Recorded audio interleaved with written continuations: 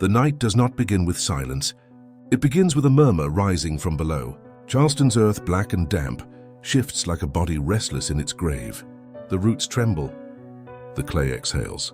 Beneath every footstep, beneath every house beam and every field row, the soil shivers with appetite. Men boast that they own the land. They sign deeds, carve boundaries, and claim dominion with the arrogance of kings. But the ground beneath them remembers otherwise. It remembers bodies thrown unmarked into shallow pits, remembers chains left to rust in mud, remembers the weight of blood soaking deep into its pores. Land belongs to no man. It belongs to hunger. And hunger is patient. The fields are wide and still, yet not silent. The crops sway, though no wind moves them. If you place your ear to the dirt, you will hear it, a faint quivering as though the earth draws breath. The sound is steady, patient, endless, the sound of something waiting to open its mouth. Workers who tread barefoot across the rows know this sound too well. They whisper it in their cabins when the lamps burn low. The soil hums, the soil trembles, the soil eats. They speak of patches where the ground feels softer, darker, where the air above is heavy with the scent of rot. Those patches grow richer crops, but none dare linger there after sundown. It stirs at night, one voice murmurs in the dark, a whisper too soft to belong to a man. It remembers. The masters hear none of this. They sit in their halls of polished wood, sipping wine and boasting of their fertile fields. To them, soil is property, nothing more than what the plough turns and the shovel strikes. They do not hear how the ground groans beneath their own homes, how the beams creak as if pushed from below, how their cellars dampen with unseen breath. They do not hear the whispering beneath the floorboards, but others do. Solomon, whose silence has long been mistaken for obedience, feels it more keenly than any. At night he presses his palm to the cabin floor, feeling the faint pulse rising through the wood. It trembles beneath him like a drum. His eyes close. His lips barely move. "I hear you." The soil responds. It shudders deep and low, rattling the bowls and stirring the straw. The sound is not one voice, but many, layered and broken, echoing through layers of clay. We are here. We are waiting. We are unfinished. By morning, the trembling ceases, but its memory lingers like the aftertaste of smoke. The workers rise with hollow eyes, haunted by dreams of roots tightening around their throats, of sinking through earth that would not release them. They speak little of it. To speak too openly would make it real, but Solomon does not turn away. He has learned to hear hunger where others hear only silence. This hunger is not for rain. It is not for seed. It is not for sun. It is for men. That night the storm gathers. Black clouds crawl across the sky, swollen and heavy, pressing the stars from sight. Lightning forks, white and violent, casting the fields in skeletal flashes. The soil heaves beneath the weight of water, swelling, breathing deeper. The cabins shake. The walls groan. The ground ripples as if something vast shifts beneath it, and then the voices rise, no longer faint, no longer hidden. They surge upward in a chorus of broken tongues, a moan that is not wind, not rain, but the hymn of the earth itself. We are waiting. We are waiting. We are waiting. The masters do not stir from their feasts. They do not hear the hymn. But those who do shiver in their bunks, clutching rosaries and torn scraps of scripture. Some pray, but the words falter. For what God commands the soil itself? Solomon does not pray. He listens. The storm breaks. Rain lashes the earth, soaking it, feeding it. The soil drinks deeply, greedily, until puddles spread like dark mirrors. And with every drop the trembling grows stronger, as though the ground itself swells with satisfaction. Lightning strikes again, and Solomon sees it. The field outside ripples like water.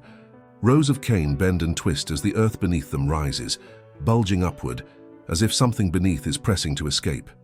The soil no longer trembles. It breathes. He was not born a man, but a silence sharpened by chains. Where others cried at birth, Solomon entered the world without sound. A stillness so complete it seemed to hollow the air. Midwives whispered of an omen, a child marked not by breath but by the hush of something watching. From the first, silence followed him like a second skin. When he walked past lanterns, the flames bent low, trembling as though they feared to burn too brightly in his presence. Dogs quieted mid-bark. The cicadas choked in their song. Even the air thickened when Solomon drew near, as if the world itself held its tongue. The masters laughed. They called him mute, dumb, less than whole, a shadow of a man. Their laughter was loud, harsh, and clumsy, the laughter of men who mistake noise for power. But the soil beneath their boots did not laugh. It leaned closer, listening. His silence was not emptiness, it was a weight. A silence that pressed against the walls of cabins until boards moaned in reply. A silence that lay heavy over fields at dusk, muting even the wind. Workers felt it brush their shoulders, like the hand of something that was not there. They whispered his name softly, not in mockery but in caution, as if speaking it too loudly might summon the dark. Solomon. The word fell like a stone into still water, rippling, sinking. He carried his chains differently than the others. Where wrists were rubbed raw, his remained marked but unbroken, as though iron bent not only around flesh but around will. He learned to move within them without sound, each link muffled as if reluctant to betray him. Guards swore he drifted like a shadow between rows, their eyes sliding from him without reason. In the long nights when the cabins pressed thick with breath and sweat, Solomon would sit apart. His eyes never closed, though his body stilled like carved stone. Children swore they saw him speaking to the earth through his silence. Elders turned their faces away, unwilling to watch. The soil answered him. Beneath the cabin floors it shifted, restless like lungs filling with breath. Roots strained against the foundation. Clay cracked, releasing the damp breath of centuries. Those who listened heard nothing but sleep's murmurs, but Solomon heard a murmur older than scripture. Chains are not forever. The whisper came like wind dragged through bone. Soil remembers. By day the masters tested him. They barked commands, struck him with cane and rope, waiting for cries that never came. When he did not flinch, their laughter sharpened, mocking what they could not break. But at night when lanterns guttered and silence spread too deep, some among them grew uneasy. They said his eyes glowed faint in the dark, reflecting no light as if lit from beneath. One master, drunk with wine and cruelty, once leaned close and hissed, "You are nothing." Not a man, not a voice. A shadow, that is all. Solomon did not move. But the lantern hanging between them dimmed, until its flame curled like a dying petal. And the master stumbled back with a curse. There is a saying still whispered among Charleston's oldest families, "Fear the man who makes the fire bow." They do not speak the name, but the legend belongs to him. For shadows cling not to those who flee light, but to those whom light flees. The soil followed him into the fields. Workers bent their backs and bled into the rows, but wherever Solomon's shadow fell, the earth grew restless. The ground quivered beneath his steps. In the stillness of midday heat, the crops seemed to lean toward him, leaves trembling as though brushed by an unseen hand. The overseers spat and cursed, calling it superstition. But when their boots struck near him, the earth softened, sagging as though ready to swallow. More than one stumbled, swearing the ground gave way. That night, as rain threatened but never fell, Solomon pressed his palm to the soil once more. The tremor rose beneath him like a heart, slow and deliberate. He bent low, ear to the ground, and the earth spoke with a voice made of echoes. "You are shadow. We are root. Together we wait." In the cabin, a child stirred and whispered, "What waits?" No answer came, not from Solomon's lips nor from the trembling ground. Only silence, deeper than before, thick as soil itself. The silence spread through the cabins, through the rows, into the house where masters drank and jested, their laughter stumbling unsure when the walls seemed to hum faintly beneath them. Candles flickered. Glasses rang with an unnatural quiver. None spoke of it, but each felt it, a stillness curling up from the soil, pressing cold into their bones. And then, in the dead of night, the first omen appeared. The earth outside shifted, not with storm or flood, but with intent. A single mound swelled in the field, slow and deliberate, rising like a chest filling with air. The workers did not see it, but Solomon did. His eyes open and watchful, fixed upon the moving soil. The mound rose higher, then stilled. From within it came the faint sound of metal scraping stone, muffled and deep. Chains. The feast began with laughter, the kind that cracked like firewood in the marrow of Charleston's night. The 9 men dined as if the world itself were their inheritance, pork roasted fat and dripping, wine spilling down beards, golden light flickering on their faces from candelabras smothered with wax tears. The table stretched like a coffin too long for its grave, and the silver gleamed like cold teeth. Outside, the crickets had gone silent. The air was too still for summer, and the magnolias at the edge of the field stood in rigid prayer, petals trembling with something they could not name. Beneath the floorboards, the earth stirred faintly, as though aware of the banquet above, as though waiting. One of the masters raised his goblet high, spilling crimson across the tablecloth. "To Charleston, to land, to dominion," he roared, voice thick with triumph. The others clapped the table, knives clinking against plates, laughter breaking into a chorus of hollow victory. But in the dim light, their shadows moved slower than their bodies, dragging like chains across the walls. At the far end of the hall, by the heavy oak door, leaned a shovel. No servant had touched it. No hand had set it there. Its blade was dark, damp with soil, and its wooden handle was smooth as if from centuries of fingers pressing desperate prayers into it. None of the 9 noticed, though once or twice their eyes flicked toward it and then away again, as if the mind itself refused to acknowledge what the heart already feared. The wine deepened their arrogance, loosening tongues into cruelty. "Solomon," one slurred, "that shadow of a man. I swear when he walks even dogs refuse to bark." Another chuckled, biting into meat, grease glistening down his lips. "A tool like him is made for digging. Let him dig until his bones rot if they don't rot already." The candles flickered, one guttering out without cause. A draught whispered through the hall, though no window was open. The chandelier groaned softly as if from a noose's weight.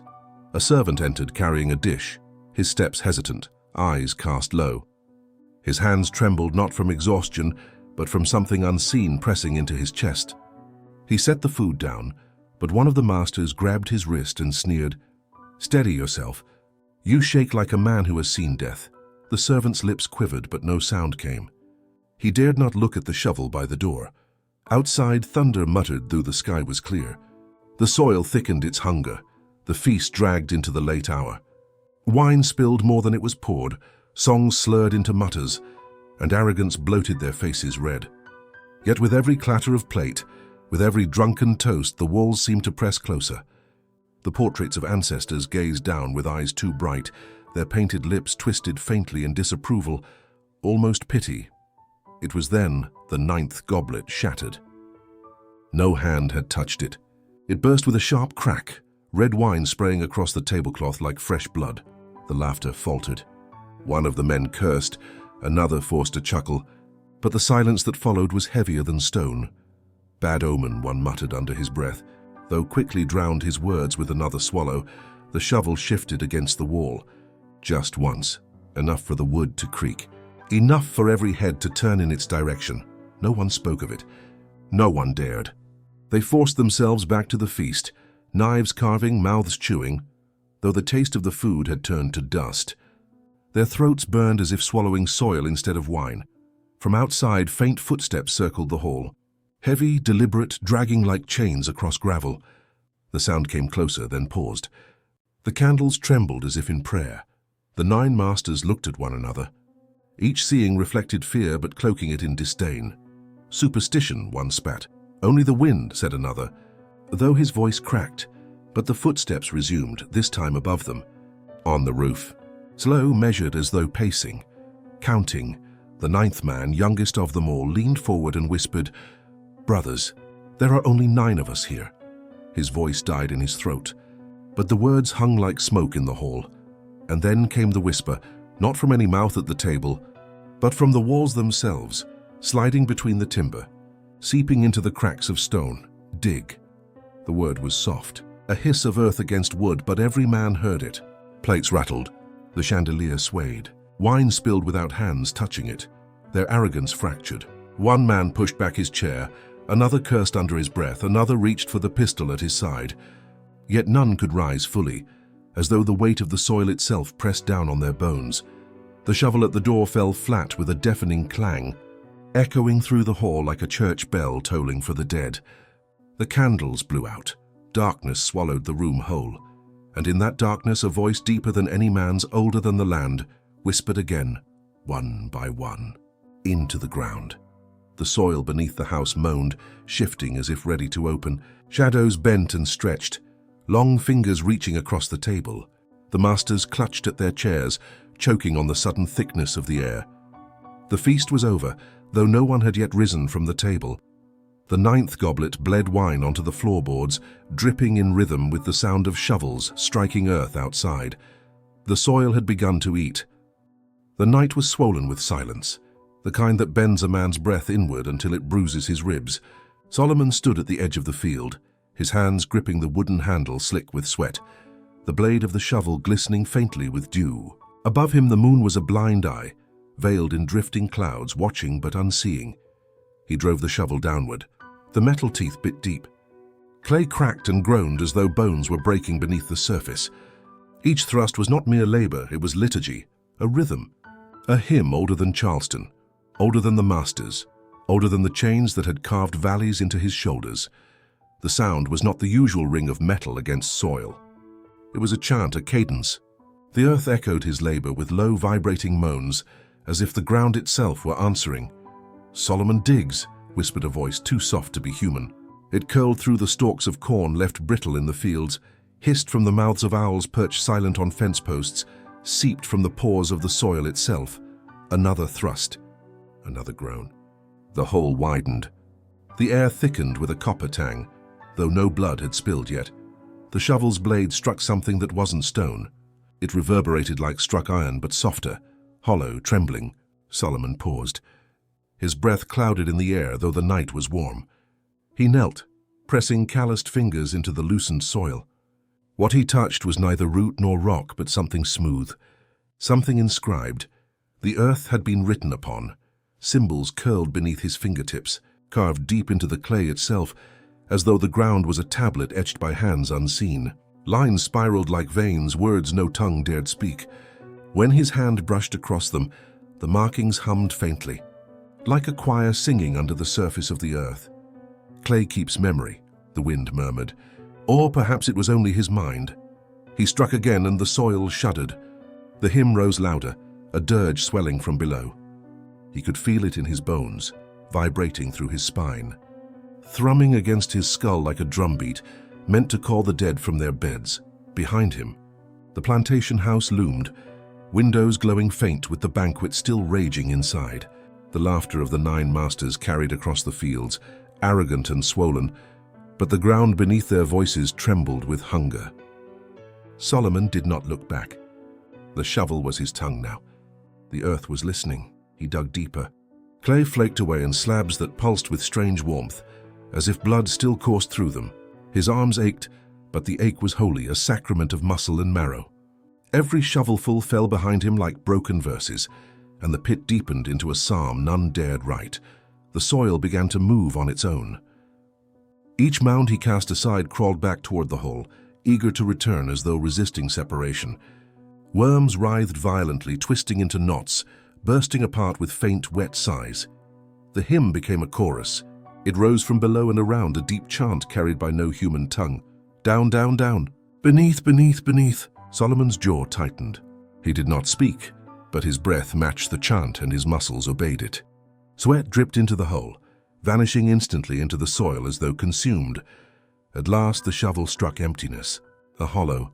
Air rose from below, foul and ancient, tasting of rot and wet stone.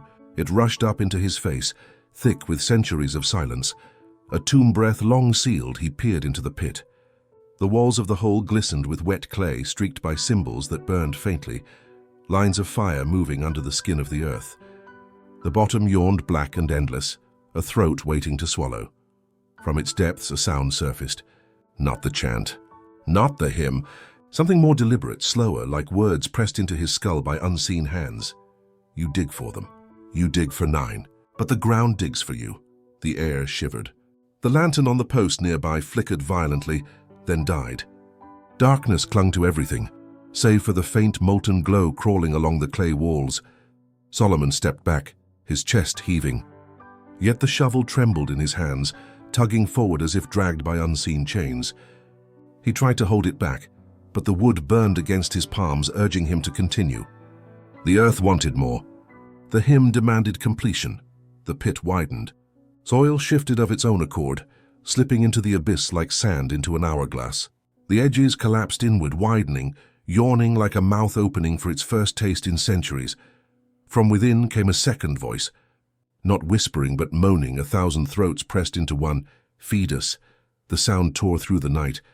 The laughter from the house faltered for a moment, as though the masters had heard but chosen to ignore. A dog barked once, then went silent forever. Solomon fell to his knees at the edge of the pit. His lips moved without command, repeating the unspoken scripture etched into the clay. Dust to dust, chains to clay, masters to marrow, marrow to ground. The hymn grew thunderous, shaking the field, rattling the very teeth in his skull. The pit widened further, swallowing fence posts, pulling at the roots of the trees. The magnolias groaned, their blossoms collapsing into ash. And then came the image that froze Solomon's heart. From within the hole, 9 pale hands emerged, not reaching upward in desperation, but beckoning downward. Their fingers, long and skeletal, curled like invitations, like hooks of bone. The scripture beneath them glowed brighter, searing the words into his eyes. Begin the burial. The pit breathed. The earth sang, and the soil demanded flesh. The banquet's laughter had grown distant, but not for long. The field had grown restless. The magnolias bowed low, their branches sagging as though pulled by invisible weights. The ground, once steady, trembled with a rhythm that was not wind nor thunder.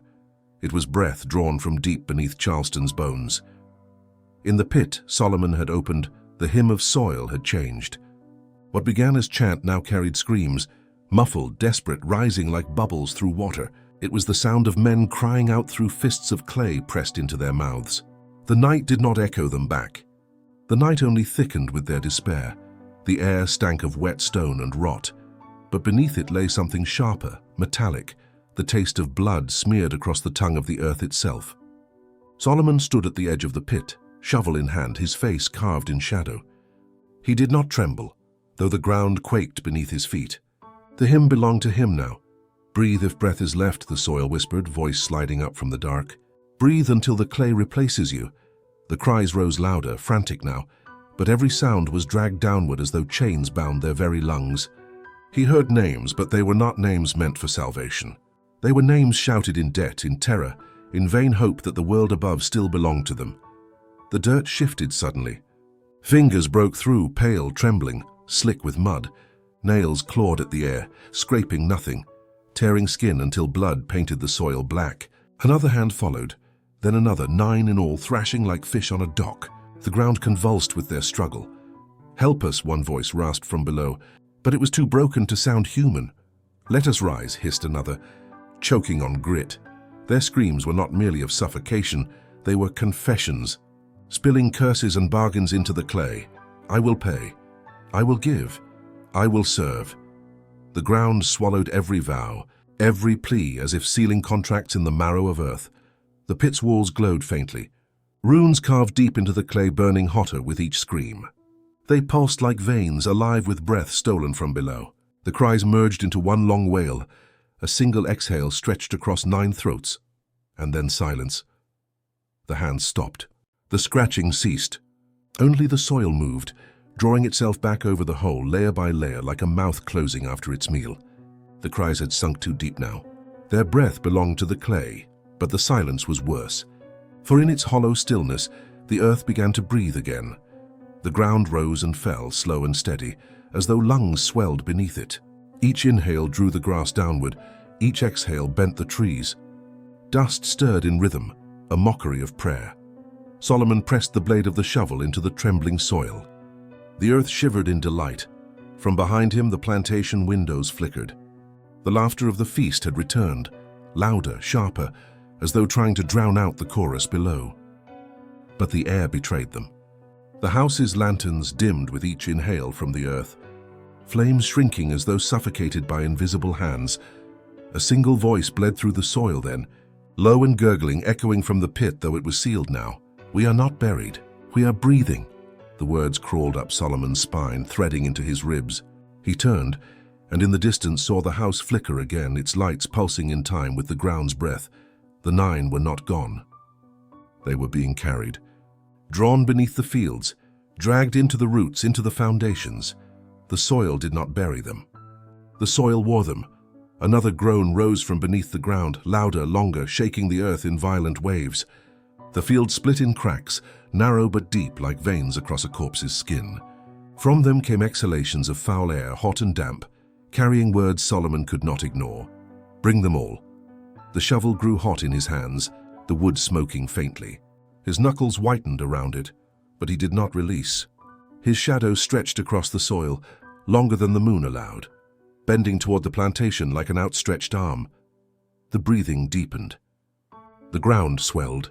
For one heartbeat, the plantation itself seemed to lift an inch, groaning as timbers creaked, stone foundations grinding against soil. The 9 were inside the land now, their breath rattling beneath floorboards and roots alike.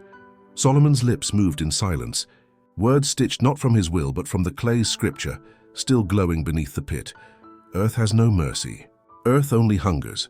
The final exhale rattled through Charleston, strong enough to bend every flame in the city eastward, strong enough to make the waters of the harbor tremble. And when the ground inhaled again, the voices returned.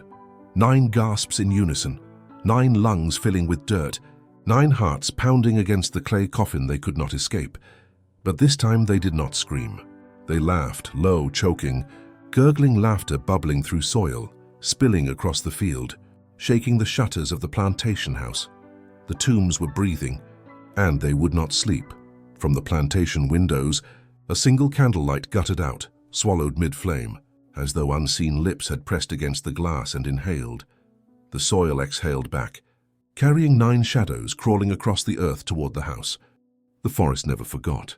Even now, when winds moved through Charleston's oaks and magnolias, the branches seemed to twitch as though in pain, remembering the night when roots learned the taste of flesh. The 9 were no longer merely entombed beneath soil. They were bound. The earth had taken its first breath of them, but the trees demanded their share. Beneath the loam the roots stirred, ancient veins that had drunk nothing but rain and rot for centuries. Now they slithered eagerly into open mouths, pressed into lungs still gasping, coiled around ribs that cracked under the pressure. Bark and bone became indistinguishable in the darkness. Above ground the forest bent unnaturally inward, branches arching like ribs closing around a heart. Leaves shivered without wind. Sap oozed from trunks like sweat, glowing faintly in the moonlight, pulsing as though in rhythm with 9 dying heartbeats below. "Hold them," the soil whispered. Its voice carried through the trembling grass. "Do not let them rise," and the roots obeyed. They wrapped ankles, snapping tendons with the patience of stranglers. They slithered up thighs, bruising muscle into pulp. They coiled around torsos, pressing until the last pockets of air were coughed out in wet gurgles. When mouths opened to scream, roots slid down throats like serpents seeking sanctuary. The forest trembled, but it was not pity. It was appetite. One of the 9 tried to speak a prayer, but the words tangled in dirt and splintered wood. All that escaped was a bubbling gasp, cut short as roots split his jaw wide and filled the cavity with soil. Another thrashed so violently, his bones snapped like twigs, leaving him pliant for the vines that cinched him tighter, pulling him downward into the loam. The ground above bulged in places where bodies writhed below, small hills of flesh pressing against the earth's skin. The roots pulled them deeper, past the level of worms, past the oldest bones forgotten by Charleston's first settlers, dragging them into chambers the soil itself carved for its scripture. Through the canopy, the moon dimmed. Clouds gathered where none had been. The trees seemed taller, their shadows longer, stretching across the field like black tongues licking toward the plantation house. And Solomon stood still, watching. The shovel at his side glowed faintly with wet heat, its blade etched now with grooves that had not been there before, grooves that pulsed, faintly alive like veins eager to drink. The ground moaned as roots tightened, the sound like ropes strained on gallows. "Bind them," whispered the earth again. "Bind them until marrow softens." The forest obeyed. By dawn, no trace of the 9 would be visible on the surface. Only the trees would tell the tale, their bark thickened, their roots fat with what they had consumed. Birds would not sing there, deer would not tread near, even the wind would bend away, refusing to touch what the roots had claimed. Yet the ground would not be silent. For those who lingered near the grove, an echo would always remain, the muffled sound of roots shifting in hunger, tightening, pulling, feeding still. And on certain nights, if one pressed an ear to the soil, the voices of the 9 would be heard, not screaming now, but whispering, their words slurred, gurgled, and loyal to the hand that had delivered them. "Solomon, Solomon, we are yours." The forest shudders still. The shovel lay half buried at the edge of the pit, its blade slick with clay that glimmered faintly, as though moonlight bled from within. Solomon's grip on the handle was firm, yet there was no comfort in possession. The wood pulsed faintly, warm as living flesh, and each throb carried into his wrist, up his arm, deep into marrow that no prayer could cleanse. The tool no longer obeyed him. It commanded. When he tried to lay it down, the handle seared his palm, branding him with grooves shaped like roots. When he tried to rest, the shovel quivered against the soil, dragging his body back toward the pit as though it longed to dig of its own accord. It hummed faintly, low and unceasing, a sound more felt than heard, the hymn of earth translated into iron. Lanterns from the plantation flickered in the distance, but Solomon's world had narrowed to the cursed tool. He had once believed himself its wielder. Now he was nothing more than the arm through which it worked. The soil had chosen its servant, and the shovel was its tongue. The blade, though caked with mud, gleamed like wet bone. The light it cast was not reflection but emanation, a glow too dim to see clearly, yet too steady to ignore. It drew moths from the dark, only to watch them collapse into the dirt, their wings twitching once before stillness took them. A whisper rose from the shovel, pressed directly into Solomon's skull. More, the voice was not his, not human. It was clay speaking, scripture flowing, hunger given shape. The shovel trembled in his hands, tugging toward the forest, toward the house, toward anywhere flesh still clung to bone. Solomon clenched his teeth. No, the shovel groaned, the sound like a coffin's hinges. The blade quivered as if laughing, amused at the thought that refusal mattered, for it no longer belonged to Solomon, and he no longer belonged to himself.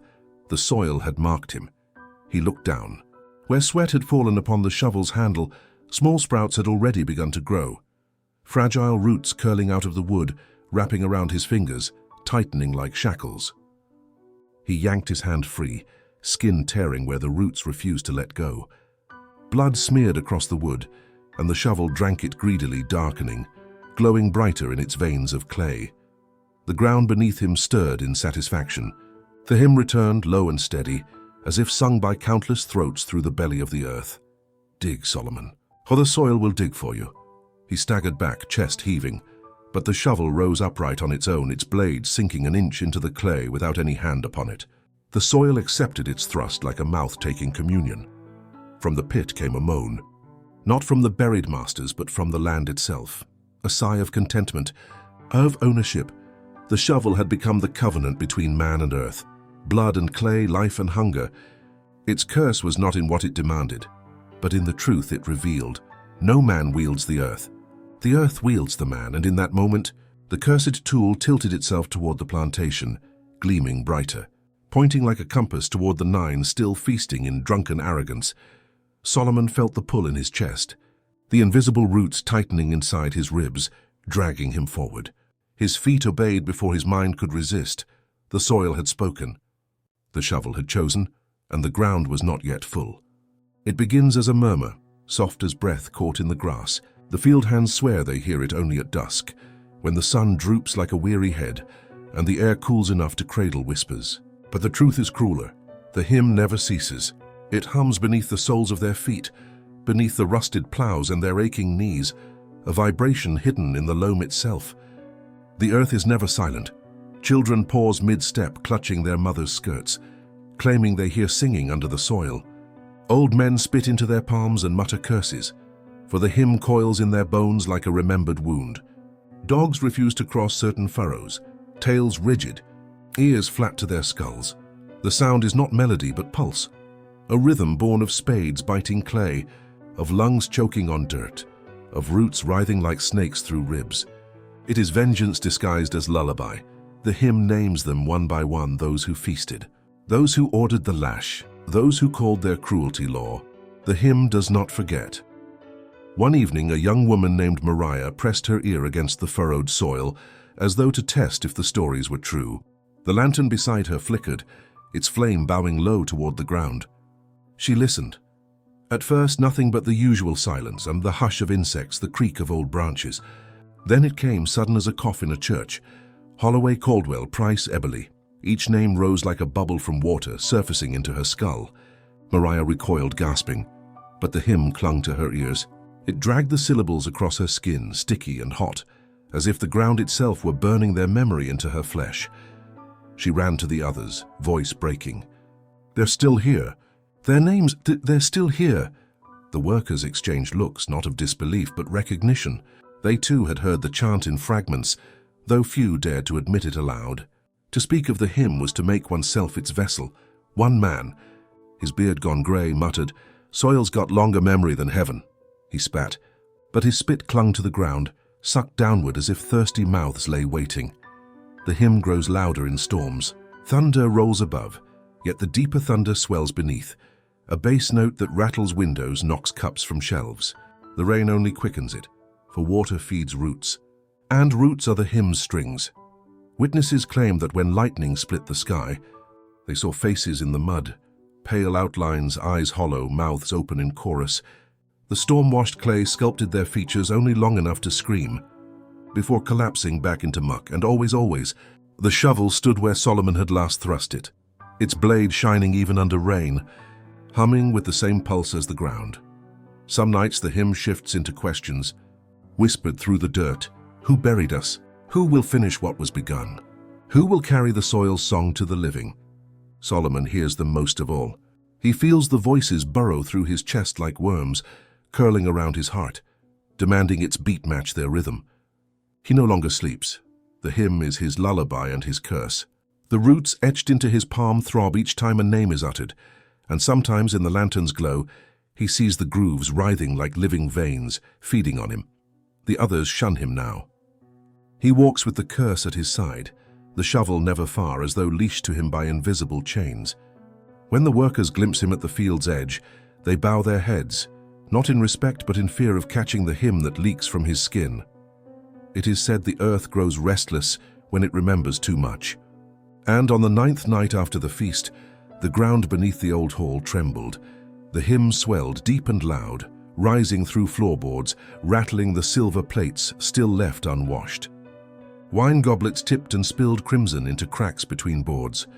Rats fled the cellar, screeching, their bodies wet with clay as though they had tunneled through the very hymn itself. From beneath the house came the sound of knuckles rapping. Steady, patient, the buried keeping time with the song, and then silence so sudden it crushed the lungs. Every ear strained, every heart slowed. The hymn had ceased as though holding breath, until the earth sang one word, sharp and final. Rise, the soil split. Boards cracked. Roots surged through the hall's foundation, dragging their wet length across the floor. Each root carried the smell of fresh graves, of rot and rain-soaked wood. The walls themselves seemed to lean in to listen, as the hymn grew once more, louder than thunder, louder than prayer. And in that moment, all who still labored in the fields knew the ground had not finished naming. It had only begun. There are stories etched in stone, pressed into parchment, carved onto church doors, but this tale lives in none of those. It lives in the mouth, cracked, trembling, passing from tongue to tongue like a sickness that refuses cure. The folklore of the buried does not need ink. It needs fear. Around hearths in the lean dark of winter, children beg for it, their eyes shining wide, desperate to hear what should never be spoken. Their grandmothers shush them, spit into the fire, and murmur a psalm against listening. But always, one child presses harder, asks louder, until an elder sighs as if giving up a tooth and begins, 9 went down, 9 breathed dirt, 9 fed the roots, and 9 more shall be taken when the earth yawns again. The words are spoken low, never above a whisper, because the soil hears. The elders say the hymn that hums beneath the ground bends closer each time the story is told, eager to mark who dares repeat its truth. Those who tend the fields know the folklore like they know their own veins. They do not need books to remember the names: Holloway, Caldwell, Price, Eberly, and the others. The ground remembers for them. Step too heavily on certain furrows, and a name will rise beneath your heel, swelling in your ear like hot breath. It is said that on moonless nights, if you place your palm flat upon the soil, you will feel the throb of a buried heart, still beating, slow, steady, suffocating. Some swear that if you keep your hand there long enough, the pulse will creep into your wrist, climb your veins, and knot itself into your chest until you cannot breathe without hearing the hymn. The children mock one another with dares. Lie upon the earth. Close your eyes. Count to 9. If you rise, you belong to the living. If not, the sentence never finishes. The silence after "if not" is its own curse. The folklore of the buried changes with every telling, yet always keeps its spine. The 9 went down. The 9 still sing, and the soil waits hungrily for 9 more. Some claim Solomon himself walked still, shovel in hand, marked by the earth he served. Others whisper that the shovel no longer needs him, that it has grown roots of its own, dragging itself across fields at night, blade whispering like a tongue through clay. One tale insists that the hymn does not merely remember, it bargains. If 9 more are offered, the buried 9 will sleep. If not, the soil will not stop at 9, it will take all who tread upon it. That is why the elders say the ground sometimes trembles without storm or quake. It is the buried shifting, stretching, yawning, hungry. Children grow quiet when the fire gutters low. The elders do not end the tale with comfort, only with silence. They know silence is heavier than any blessing. And in that silence, sometimes faint as breath through cracked wood, comes the sound, a low chant beneath the floorboards, beneath the stones, beneath the very marrow of the earth. A hymn without beginning, without end, gnawing at the edges of memory. It does not matter whether you believe. Belief is irrelevant. The folklore does not need your faith. The soil waits regardless, and though the story ends, the ground never does.